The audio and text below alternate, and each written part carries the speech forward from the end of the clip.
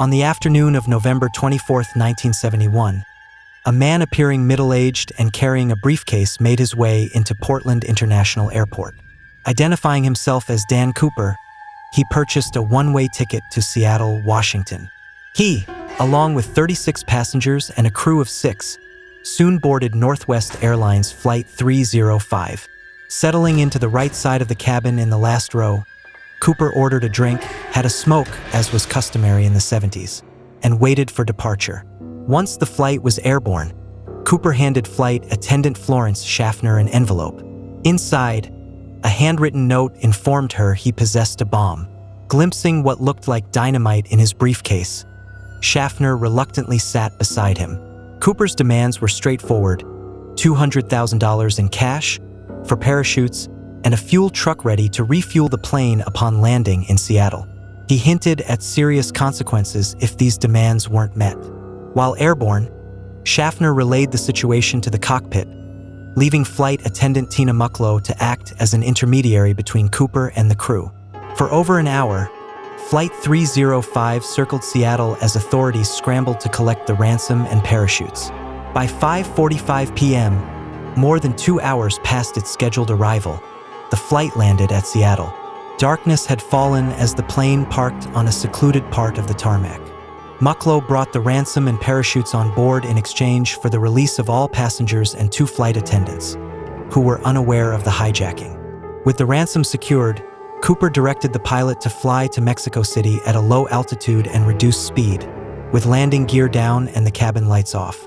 He also requested that the aft stairway remain extended. The plane could not make it non-stop, so Cooper agreed to a refueling stop in Reno, Nevada. He allowed the crew to retract the stairs on the condition that Mucklow show him how to extend them once in the air. After delays with refueling, Flight 305 finally took off again around 7:36 p.m. Just a few minutes later, Cooper instructed Mucklow to move to the cockpit and locked the door.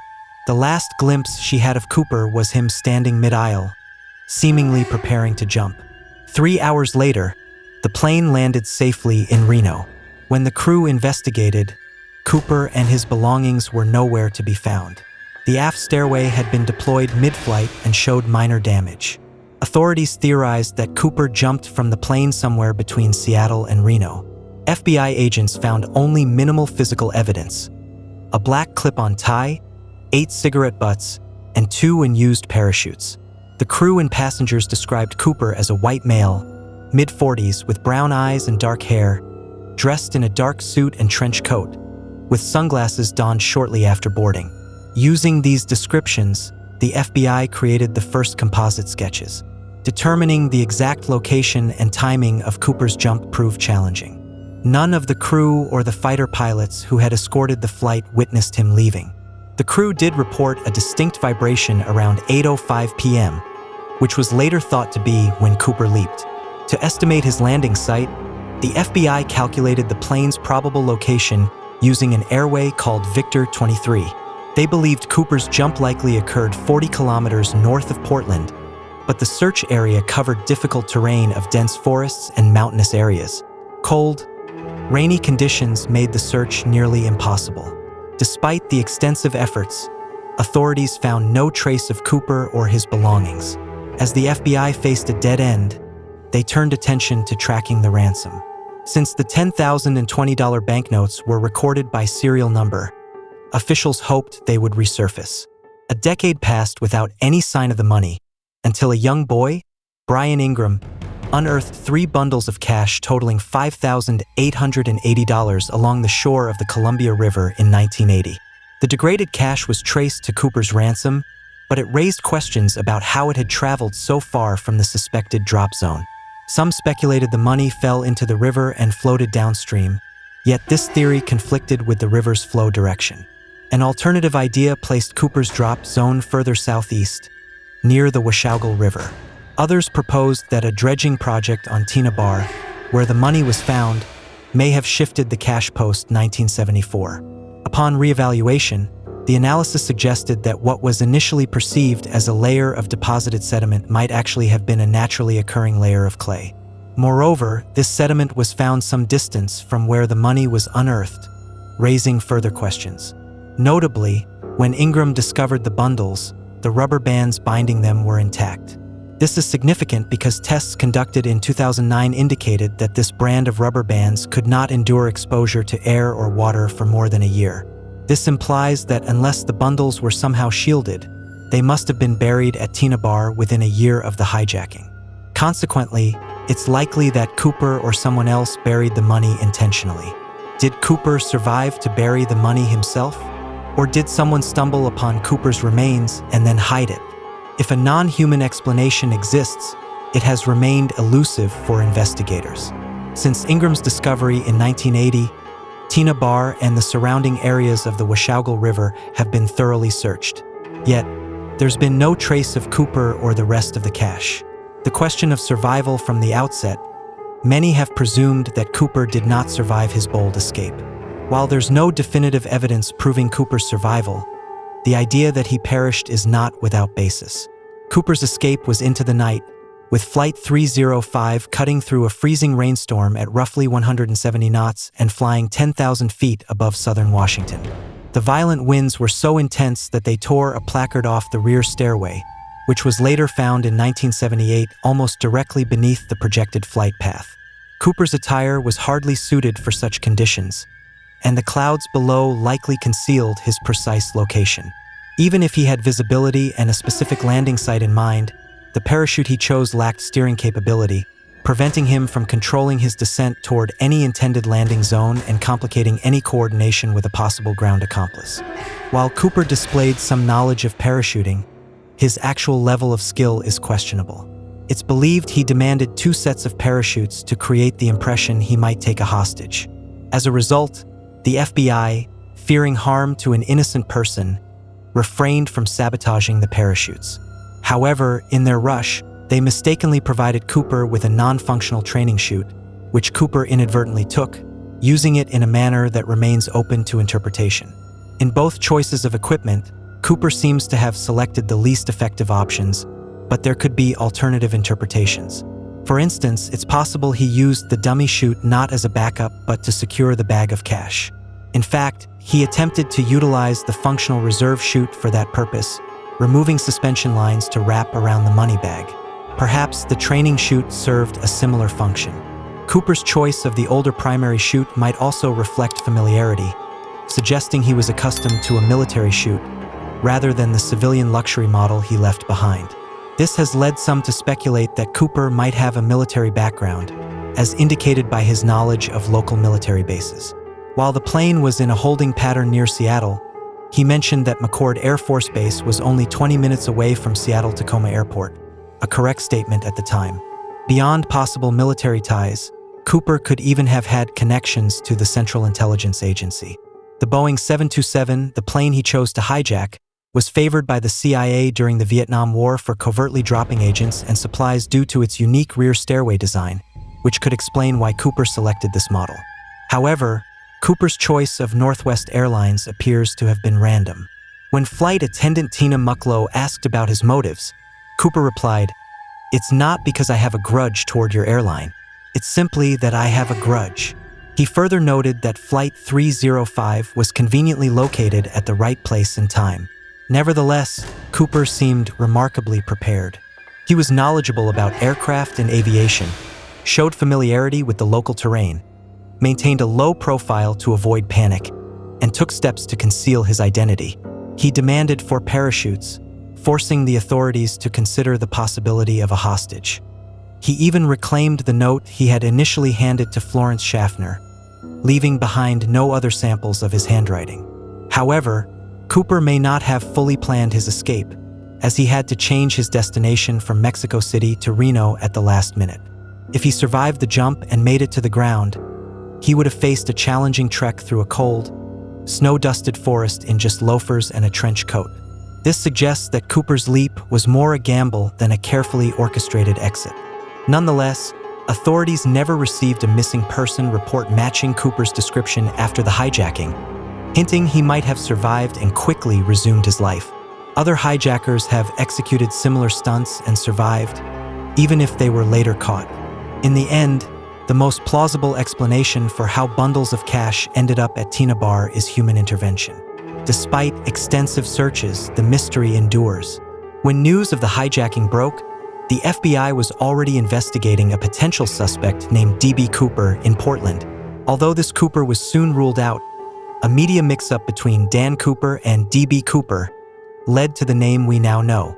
While Dan Cooper is likely an alias, there is a Canadian comic book series by that name, centered on a pilot. Given Cooper's lack of accent, he may have been Canadian. This theory is supported by the phrase negotiable American currency, which he reportedly used during the hijacking. The specificity of American suggests he may not have been a U.S. citizen. Half a century has passed since this infamous hijacking, during which countless suspects have been investigated. Though impossible to review them all here, one notable name on the suspect list was Robert Rackstraw, who first came under suspicion in 1978 and appeared to be a strong candidate. Robert Rackstraw, a decorated Army paratrooper and helicopter pilot with experience in explosives, had a lengthy criminal history and an uncle, John Cooper, who loved skydiving. Expelled from the Army shortly before the hijacking, he could have had a motive, especially considering the hijackers' admitted grudge. When approached by journalists and investigators, Rackstraw neither confirmed nor denied being D.B. Cooper, responding instead with ambiguous phrases like, "I could have been," or "I wouldn't rule myself out." However, Rackstraw's light-colored eyes didn't match Cooper's description, and at 28, he was much younger than the mid-40s age range observed by witnesses. Kenneth Christensen came under suspicion in 2003 after his brother noticed some intriguing similarities to Cooper. A former World War II paratrooper, Christensen had worked with Northwest Airlines since 1953 as a mechanic and flight attendant. Aged 45 during the hijacking, he was left-handed, a trait Cooper might have shared. For instance, Cooper handled his briefcase with his left hand, and the clip-on tie left behind was fastened with a left-hand clasp. Reportedly, Christensen hinted at a secret before his death in 1994, saying there was something he couldn't reveal. His family later found over $200,000 in his accounts. Despite a strong resemblance to Cooper as noted by flight attendant Florence Schaffner, Christensen didn't quite match Cooper's height and build. Schaffner also remarked that Cooper had thicker hair, a point supported by composite sketches. Furthermore, Christensen's money was attributed to legitimate land sales. Richard McCoy emerged as a suspect in 1972 after hijacking a Boeing 727 and escaping via the rear stairway, similarly to D.B. Cooper. His hijacking bore striking similarities. McCoy used an alias, threatened the crew with a fake grenade, handed over handwritten demands, and used the phrase, "no funny stuff." He asked for $500,000 and 4 parachutes, then jumped from the plane over his Utah hometown. Having served in the Vietnam War as a demolition expert and helicopter pilot, McCoy survived the jump and evaded capture for 2 days before his arrest and subsequent 45-year prison sentence. However, McCoy, who enjoyed recreational skydiving, brought specific gear, including a helmet and jumpsuit, for his jump. Unlike Cooper, he left behind a note he had given to a flight attendant and had used an unloaded firearm. At 29, he was younger than witnesses described Cooper, and the flight attendants were adamant that McCoy was not Cooper, suggesting McCoy may have simply been inspired by Cooper's case. Dwayne Weber's involvement as a suspect began in 1995, following a supposed deathbed confession to his wife, "I am Dan Cooper." This claim prompted her to recall various incidents. She found a bank bag resembling the one used in the heist. Weber had a knee injury possibly from a jump. He suffered nightmares about leaving fingerprints on the aft stairs, and he had visited Tina Bar a year before the money was found there. Weber, a World War II veteran with a criminal past, matched Cooper's description and was 47 at the time of the hijacking. However, Weber's fingerprints didn't align with any found on Flight 305, and his DNA didn't match a sample from the tie clasp. Notably, there's no certainty that either the fingerprints or DNA belonged to Cooper. Adding to the mystery, 8 cigarette butts collected at the scene, potentially containing Cooper's DNA, have since gone missing, possibly eliminating the strongest evidence. William Smith joined the list of suspects in 2018. A Navy veteran from World War II, Smith was 43 and matched Cooper's physical profile, including having dark brown eyes and bearing some resemblance to composite sketches, especially those of an older D.B. Cooper. He attended the same high school as Ira Daniel Cooper, a World War II casualty, which could suggest a link to the name Dan Cooper. Working as a yardmaster, Smith was affected when his company went bankrupt in 1970, which may have fueled resentment against the airline industry, a factor in railroads' decline. Some speculate Smith could have used his railway knowledge to escape undetected. On the downside, Smith's lifelong residence in the northeastern U.S. contrasts with the local knowledge Cooper seemed to have. Still, Smith's role as a yardmaster raises questions, especially since an electron microscope recently found rare metallic particles, including titanium, on Cooper's tie, potentially suggesting a metallurgical or rail-related job. These suspects illustrate the challenges investigators face with scant evidence. Each candidate differs significantly, yet any might have been Cooper. Did Cooper look older than he was? Had he served in the military? Which sketch, if any, captures his appearance best? In 2016, the FBI formally closed the case, acknowledging the difficulty in uncovering conclusive evidence. Without a significant find, like Cooper's remains or more money, the case remains unsolved. Whether Cooper survived remains unknown, yet the enduring mystery ensures the legend of D.B. Cooper continues to captivate. The story of D.B. Cooper is the ultimate tale of mystery, daring, and unanswered questions. Over 50 years later, we're left wondering, did Cooper survive his leap into the stormy night, or does the truth lie hidden in the dense forests of the Pacific Northwest?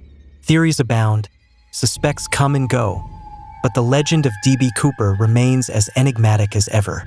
What do you think happened to D.B. Cooper? Share your thoughts in the comments below, and don't forget to like, subscribe, and hit the notification bell for more deep dives into history's greatest mysteries.